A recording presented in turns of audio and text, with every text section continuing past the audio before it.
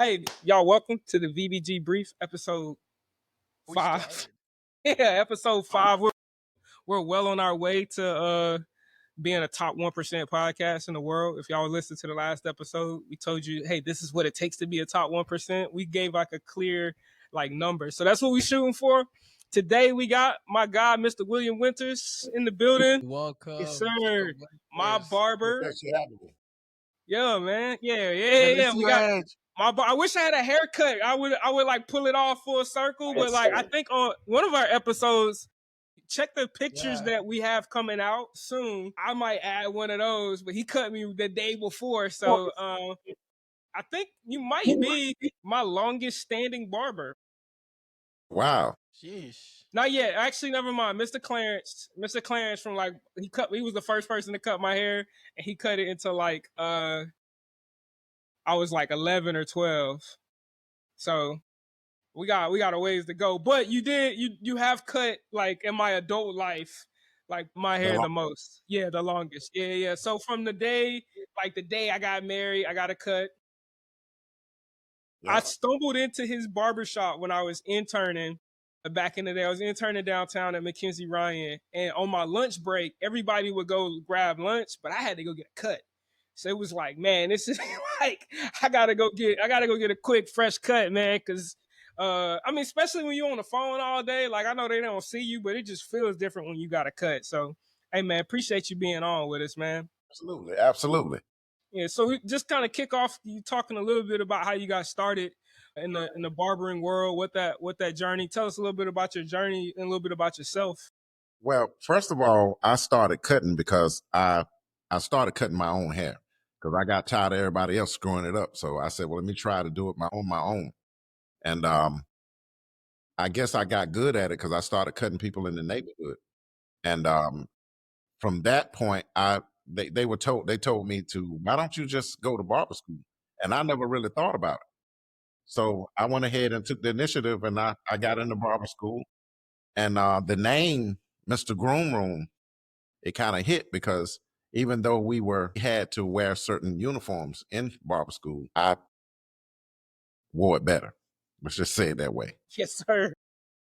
They were wearing ties. I was wearing bow ties. Okay. Yeah, I think I've seen you wear bow ties like multiple times in the shop. That's like a signature look. I tried to incorporate that into my barbershop when I first opened. That didn't work out too well, but it is what it is. But we had to actually have a model of a barbershop in class, and we had to name it, and we actually have to put down the square footage and the whole 9 yards. And I came up with Mr. GroomRoom. It actually was the GroomRoom, and they told me that it was taken. So I put Mr. in front of it, and it stuck. I actually am one of the only ones when we graduated to open up my own shop. And probably out of 12 people that graduated with me, I think I'm the only one that's still cutting, if I'm not mistaken. It's a passion for me. So it's a lot of turnover in the industry for sure. It is. It's a lot of turnover. I stuck with it. I started working with a barbershop called Before and After. And I stayed with them for about a year. And then one day I got called into the office by the owner, and they fired me. He said the reason why he fired me because I was doing a lot of advertising for myself, but I was not including the name of the barbershop. So they asked me to leave. That was on a Monday. The following day, Tuesday, I opened up Mr. GroomRoom Barbershop. And the rest is history. I think it's dope to see the personal branding all throughout in that. Like, because a lot of people, when you're thinking about like marketing, they try, like even in a set, they don't think in that particular chair, I'm working for somebody else. They don't see the need for personal branding, but it's like you stayed the course and kept doing, and to even today, like how that's kind of catapulted you to where you are today. Yeah, I mean, even though you're working in somebody else's shop, you still got to brand yourself. You know, you don't want people to just walk into the shop and go to anybody. You know, when you come into that particular barbershop, I want you to come to me, so I'm going to advertise me. it is what it is. Yeah, it's a lot of industries that can learn from that. A lot of people can learn from that, kind of take that model. Cause we see it all the time. And then when they get out on their own, they don't have nothing to stand on because they haven't been doing the personal branding. Right. So yeah. Now tell us a little. So when I first met you, you were downtown. You were downtown in a kind of interesting area of Raleigh. And I say that because I kind of saw like the change, the evolution of the area. So when I first started coming over there, it was like police cars and brothers was doing some things that they maybe shouldn't have been doing in the front. And then I feel like not too long afterwards, I saw the like key sign of gentrification. I saw a white lady pushing a stroller down, and in the stroller it wasn't a baby, it was a dog. And I said, yeah, this whole block is changing, like for sure. Talk a little bit about where you at now, like where you heading.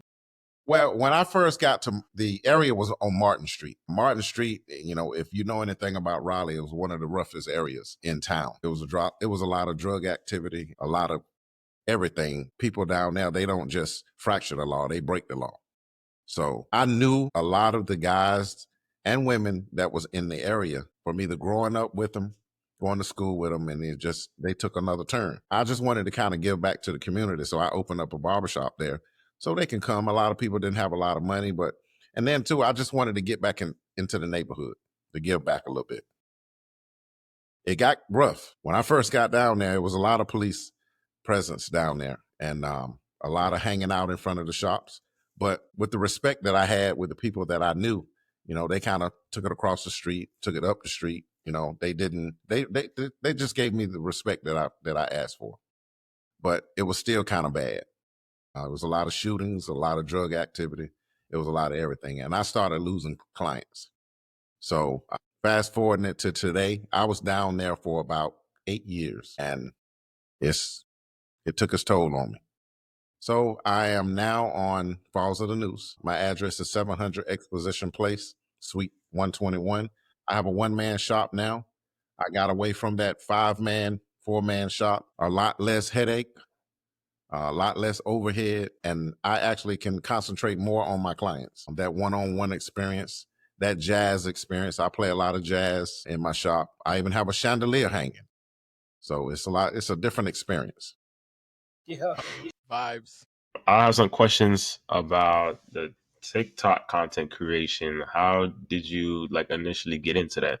What sparked you to watching other barbers posting their work, and I just said, well, let me start to see if I can get into that realm of work also, because this younger generation they heavily on TikTok and Facebook and Instagram.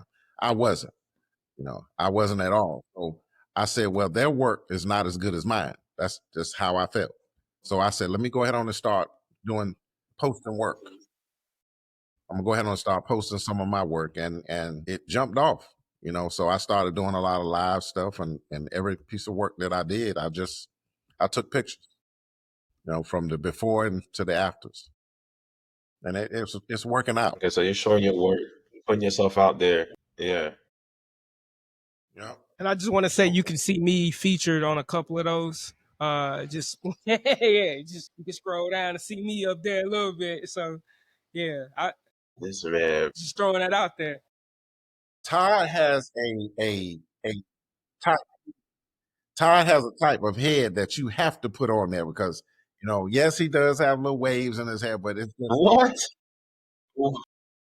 I thought that was a joke, but he was actually complimenting but great head on my shoulders and just a beautiful wavy hair. So yeah. Oh my gosh. I was saying you started doing content creating and you keep kind of joining the wave and the new generation. Everything is on TikTok, Instagram, stuff like that, social media in general. Mm-hmm.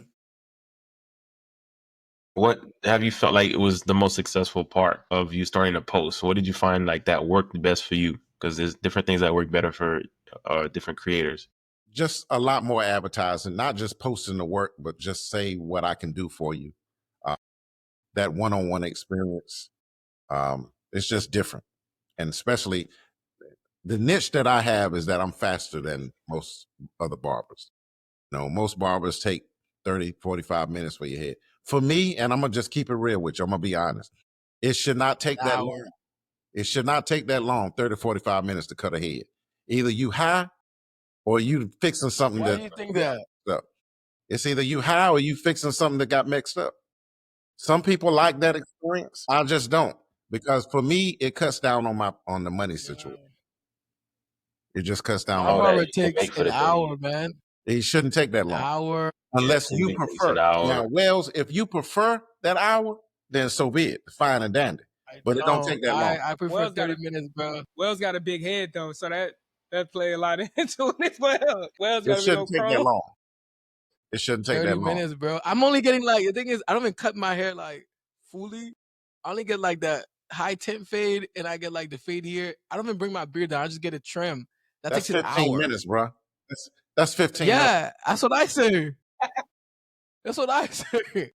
That's 15 minutes. I hope my barber sees this because we've had this conversation before. Yeah, bro, you can't be putting your it's like ethics, bro. You can't be putting your barber on Front Street right here.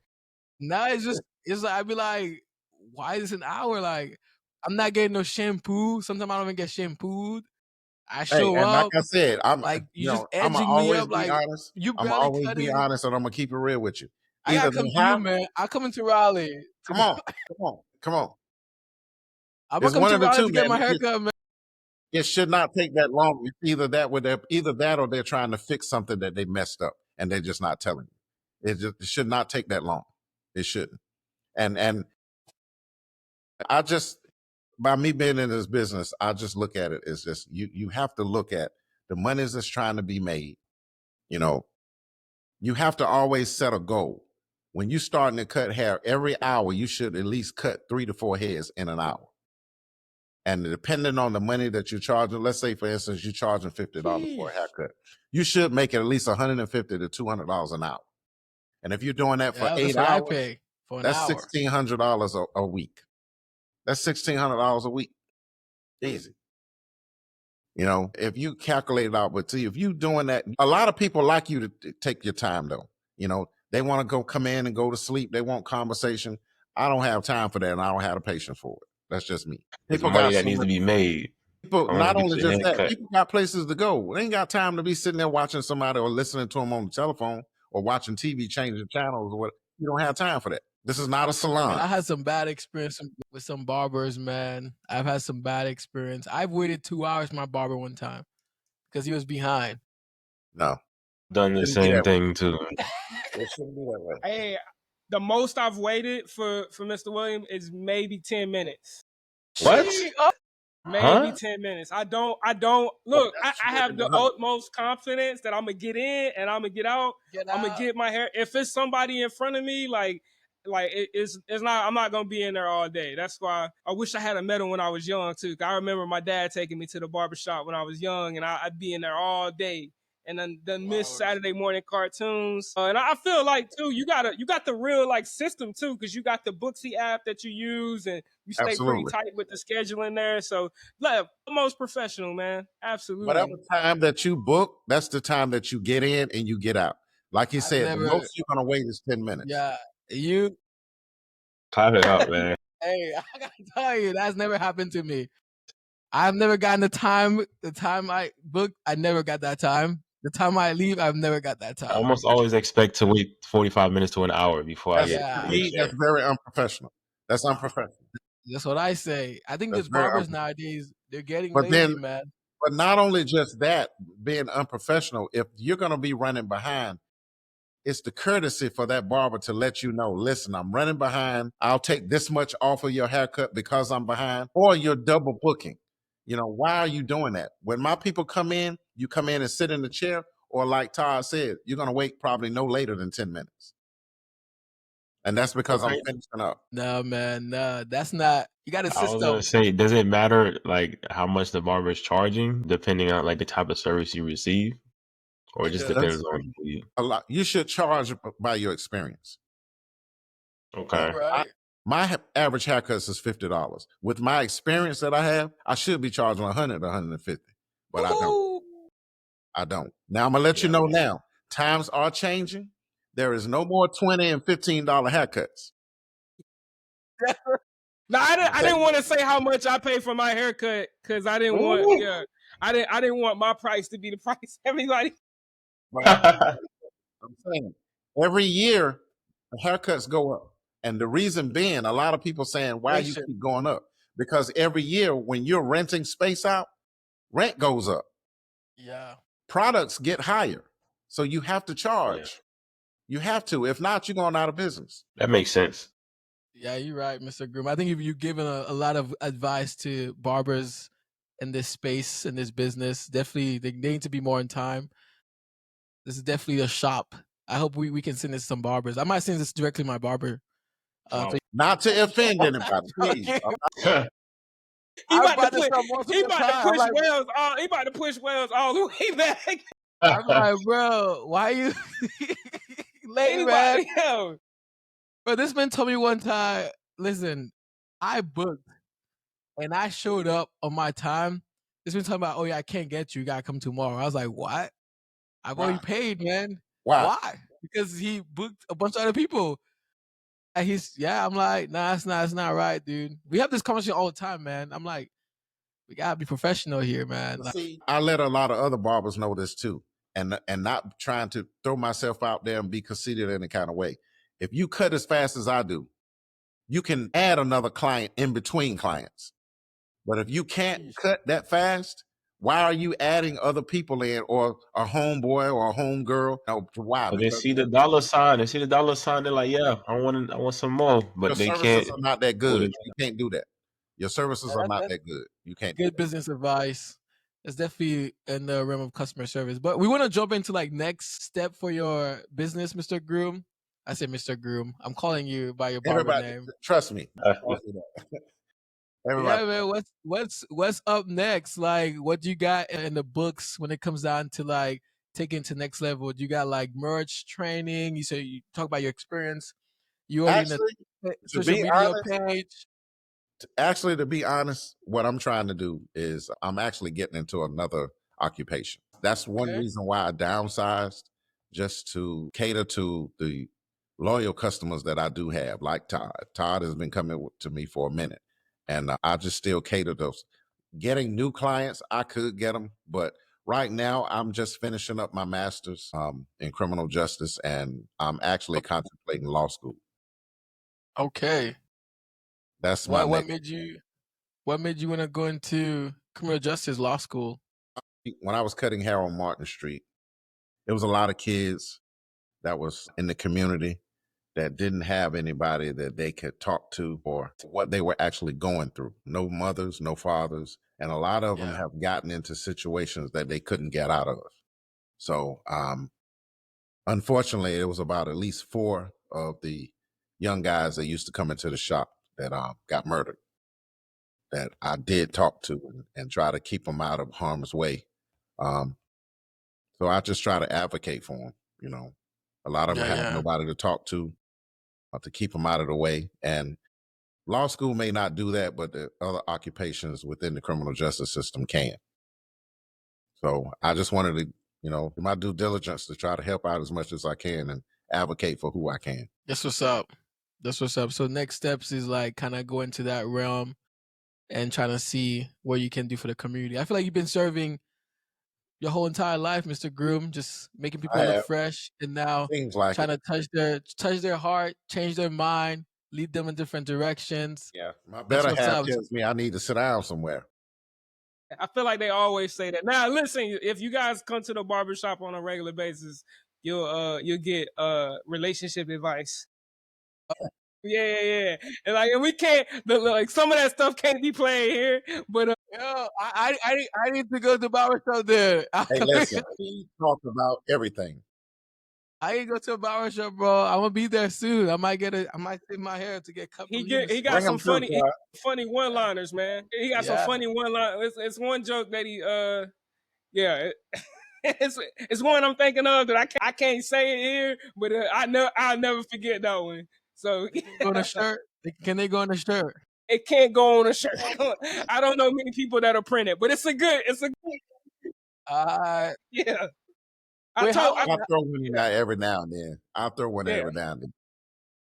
Hey, I gotta hear one of those. I gotta come up in the shop, get me a haircut, get some relationship advice. But Mr. Groom, how long you been in business? I don't know if you said that at the beginning of the podcast. I want people to hear.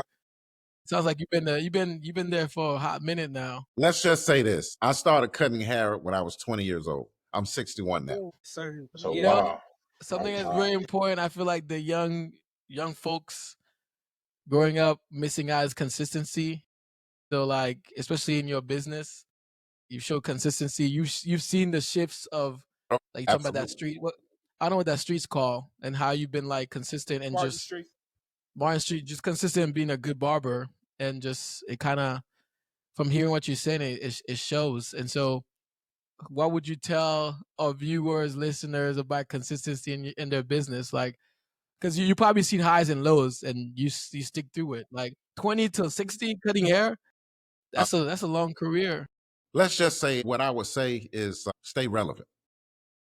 If you stay relevant, you'll definitely have consistency. At my age, it's not too many barbers my age doing what I do.